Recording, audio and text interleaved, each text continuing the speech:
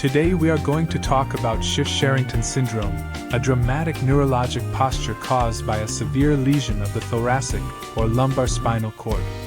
Affected dogs typically lie with the thoracic limbs rigidly extended while the pelvic limbs are weak or paralyzed. Although the front legs look abnormal, they usually retain voluntary movement, normal spinal reflexes, and normal postural reactions. The increased extension is therefore not paralysis of the front legs. It is a postural effect created by a spinal cord lesion located farther back.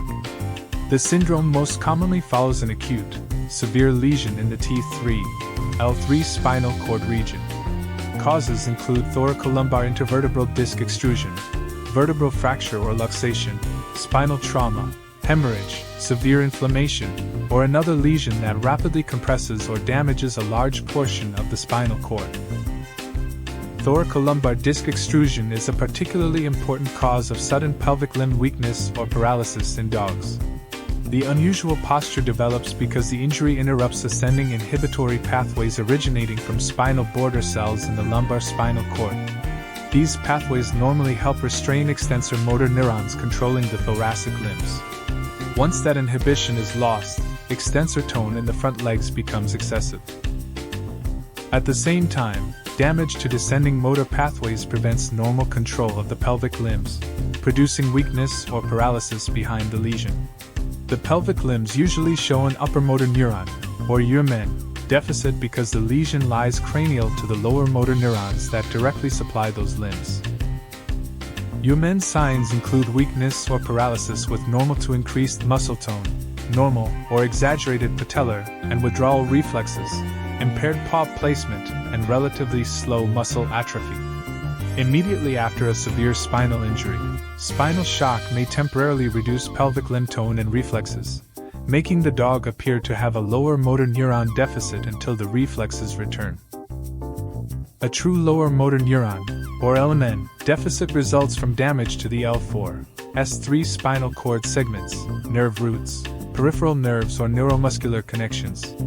LMN signs include flaccid weakness or paralysis, decreased muscle tone, weak or absent spinal reflexes, and rapid neurogenic muscle atrophy. Persistent pelvic limb LMN signs would not fit a straightforward T3, L3 Schiff-Sherrington lesion and should prompt investigation for a more caudal or additional injury. The thoracic limbs in classic Schiff-Sherrington syndrome do not have a true UMN or LMN deficit. They have increased extensor tone while remaining neurologically functional. Clinical signs may include sudden spinal pain, inability to stand, pelvic limb paralysis, absent paw placement, urinary dysfunction, and reduced or absent pain perception behind the lesion. The Schiff-Sherrington posture indicates severe spinal cord injury, but it does not independently prove that recovery is impossible. Prognosis depends more strongly on whether deep pain perception remains in the pelvic limbs, tail and perineal region, and whether progressive myelomalacia develops. Diagnosis begins with a complete neurologic examination evaluating voluntary movement, paw placement, spinal reflexes, muscle tone, deep pain perception, bladder function, spinal pain, and the cutaneous truncee reflex. Radiographs and CT are particularly useful for vertebral fractures, luxations, and mineralized disc material, while MRI provides better visualization of spinal cord compression, intervertebral discs, hemorrhage, swelling, and spinal cord damage. Dogs with possible spinal instability should be transported on a rigid surface while unnecessary spinal movement is minimized. Treatment targets the spinal cord lesion rather than the rigid posture itself. A non-ambulatory dog with substantial compression from thoracolumbar disc extrusion is commonly treated with decompressive surgery. During a hemilaminectomy, part of the vertebral arch is removed so extruded disc material can be taken away from the spinal cord.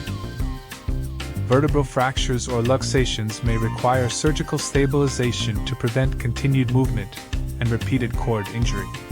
Dogs with milder deficits may sometimes receive strict confinement and veterinarian-directed pain control. NSAIDs reduce cyclooxygenase activity and inflammatory prostaglandin production, decreasing spinal pain and inflammation. Gabapentin binds the alpha-2 delta subunit of voltage-gated calcium channels and reduces release of excitatory neurotransmitters involved in neuropathic pain. Opioids activate opioid receptors in the brain and spinal cord and are often used for severe acute pain. NSAIDs should not be combined with corticosteroids, and corticosteroids have not been shown to improve neurologic recovery after acute disc extrusion.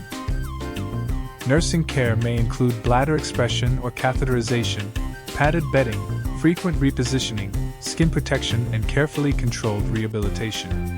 Worsening paralysis that moves toward the front limbs, loss of abdominal tone, cranial progression of the cutaneous trunci cutoff, or difficulty breathing may indicate progressive myelomalacia and requires immediate reassessment.